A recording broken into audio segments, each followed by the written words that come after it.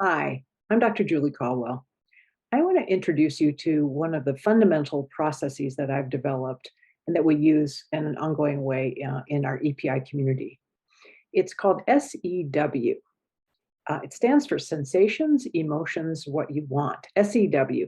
And the idea here is that we start in kind of this reactive, blaming kind of place, which tends to be outside of us. It's out there, it's what we're thinking about, it's arguable. And this process brings us back into our bodies over and over. So if I connect to me, I can connect to you. That's the idea. Initially, I was creating a process that moves people out of blame. I took it directly from the Hendricks, Gay and Katie Hendricks, who talked about the microscopic truth. You can read about that in Conscious Loving, their classic book. And then they use that phrase, unarguable truth. So I've taken it from there and developed it over time. Because what I've realized is it's not just about shifting out of blame, being able to communicate in a way where people aren't defensive when they hear what somebody's saying, but can actually hear what they're saying. So that was a great place to start. But what I've seen as I've done this many, many times with people is it also does this really wonderful thing, which is as I connect to me in my body, and I'll show you in a moment what I mean. So I connect internally. I'm doing this thing where instead of my attention being into my story, my thoughts, which tend to be, of course, arguable, and coming into my body, which is very reliable. Maybe not always about this moment, it might be reliable about triggering, triggered into some past experience, but it will tell me the truth. My mind, not so much. My mind tends to, well, make things up according to whatever state I'm currently in. So when I go into sensations, what am I sensing? What's happening in my body? The actual sensation. Is my stomach tight? Is my jaw clenched? Do I feel open and expanded? What I'm doing is connecting, of course, in my deepest way to me. I'm bypassing whatever my mind is thinking. Sure, I'm mad because you, and it turns out, oh, wait, oh, my sensations are going to tell me what's really going on, which often is different from what my mind thinks.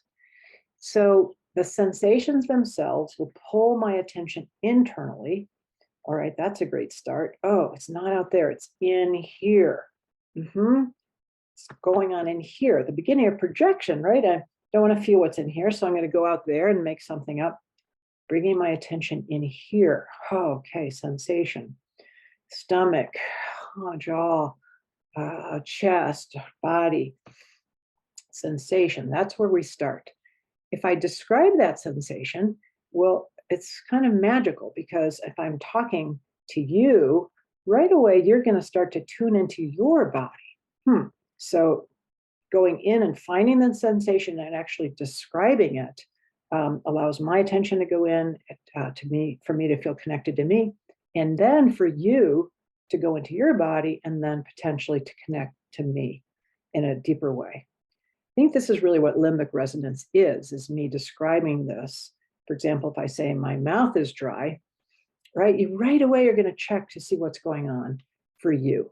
That's great because now we're out of the arguable, we're out of the stories that can be argued with and into the unarguable, what's going on from the inside. Well, that's where it's all at. That's where it's all happening.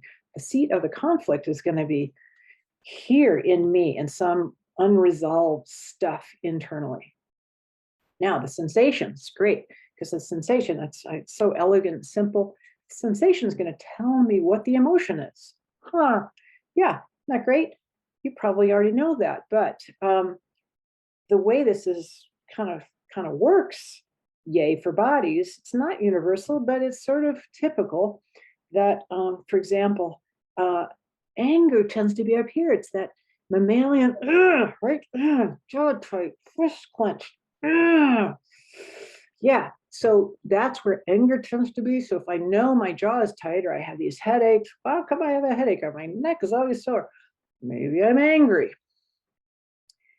Now, here's one last piece, I think, in this kind of flow chart. I'm angry in a basic way for two reasons. I'm getting what I don't want. No, or I'm not getting what I want. I'm frustrated. It has nothing to do with you. I'm not blaming you. It's just true for me. Unarguable. I feel angry. I don't want this. It's nothing to do with you. It's not blaming. Sadness tends to be in the chest, throat, right? Lump in the throat. Sadness is about loss. I perceive there to be a loss. So if I notice I feel sad, I can say, oh, I notice I'm sad. My chest feels tight and my heart feels heavy. Oh, I notice I perceive a loss here of connection, of who knows what it is. Then, of course, there's fear. Fear is often in the belly, but not always. I clench up when I'm scared. I clench my teeth when I'm scared. What's fear about in a very primary way? Well, it's perceived threat, danger. Is there one? It doesn't matter. My body is already lit up to say that there's a danger, that my radar has captured potential danger on the horizon. If I say I feel scared, that what about the potential threat is you're going to leave? Doesn't mean you're going to leave. It just means I feel scared. And here's this kind of other piece to this, which is really important in the context. Anybody gets to feel anything, anytime, for any reason. I'm feeling it because my body's feeling it. I don't have to have a good reason. It's just because I'm tensed up.